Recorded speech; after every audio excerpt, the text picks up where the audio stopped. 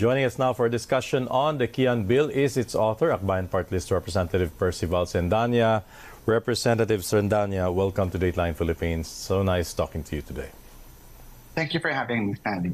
Okay, first off, the Kian Bill to ban tokhang. Maybe you can briefly describe what this bill is all about. So, the context is very clear. It's the Duterte drug war. Okay. Alam naman natin na itong drug war ni Duterte, this is less about drugs. Ito ay tokhang, ito ay tungkol sa pagpatay, ito ay tungkol sa pananakot sa mga tao. At ginamit yung drug war daw kuno para takutin ang sambayanan. And we know that with this EJ case, because of the tokhang, ang natatarget talaga ay mahihirap. So para nagka-cancel out, habang tinutulungan mo yung mahihirap para makaahon sa kanilang mga pinagdaraanan araw-araw sa hirap ng buhay, pinapatay din sila ng Estado. So what we are proposing in Akbayan is to reframe how we look at and how we treat our drug intervention in the country, to reorient our drug policy. Para itong simple lang Ang problema halimbawa sa bahay ay tubig, pero ang tinawag mo ay electrician. O kaya naman ang problema ay kuryente, ang tinawag mo naman ay tubero. So in this instance, drug use is a medical issue. So what we want to do is to reorient how we address the drug issue in the country towards a more rights-based and public health approach. Kaya nga ang tawag namin dito sa ating bill is the Public Health Approach Drug Use Act of 2024. So that's one. Second, gusto nating maiwasan at mapigilan na itong nangyaring pang-abuso sa karapatang pantao. The Kian Bill aims to protect our kids and other innocent victims of a drug war tulad ng EJK na nangyari nung panahon ni Duterte. So again, this is globally the solution now to reorient the intervention towards public health, and we want to make it as a national policy. All right. When you look at these solutions that you're proposing, this has a lot to do with changing the way law enforcers operate, because they are really at the forefront of the anti-drug campaign. How are you foreseeing this one? How are you going to implement a more humane approach to the drug war when you talk about law enforcement? So we have to veer away doon sa nakasanayan natin na kapag issue ng droga, ang dapat tumutugon lagi ay law enforcement. We have learned na hindi naging epektibo yung law enforcement approach to the drug issue.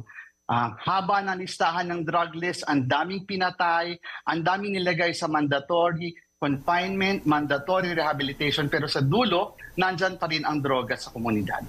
So we can do it by using the lens of public health as the framework and guidelines in the response. So coupled to, una may public health approach kung saan papasok as core ng ating intervention, ating mga public health professionals, at pangalawa, yung social support for those involved in the illicit drug trade. Kasi that's the only way to go. And this is a lesson that we are seeing from various experiences around the globe. Yung dating response na puro law enforcement lang, hindi siya effective. And the experience in the last 6 years has been testament to that. So we have to really reorient towards this more humane, more practical, and more scientific and evidence-based solutions. Okay, we've had recent investigations by both houses on the Duterte drug war.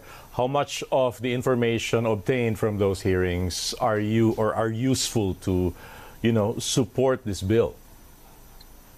This bill is one of the necessary conclusions of the processes that have happened. Nakita natin how ineffective that kind of an approach to the drug issue is, and we saw how it is vulnerable to abuse by those in power. So parang ito yung one of the conclusions of that process in the hearings in both houses of Congress. So this is one of the necessary actions that is the product of those processes. I understand there is a counterpart bill by Senator Risa Ontiveros. What are the differences, the salient points of these pieces of proposed legislation? Well, Senator Risa Ontiveros is also from the same party as I am, Akbayan Partylist. More or less the two bills mirror each other. There will be a slight differences in terms of how it's being articulated in the context of the Quadcom hearings. So now we put emphasis on the prohibited acts. particularly prohibited acts on torture and cruel punishment, corporal punishment, involuntary treatment, and compulsory detention. So ito yung nakita natin sa Quadcom hearings na kinakailangan talagang diinan. And where are the bills now, if you could track it for us? This bill has just been filed yesterday. Okay.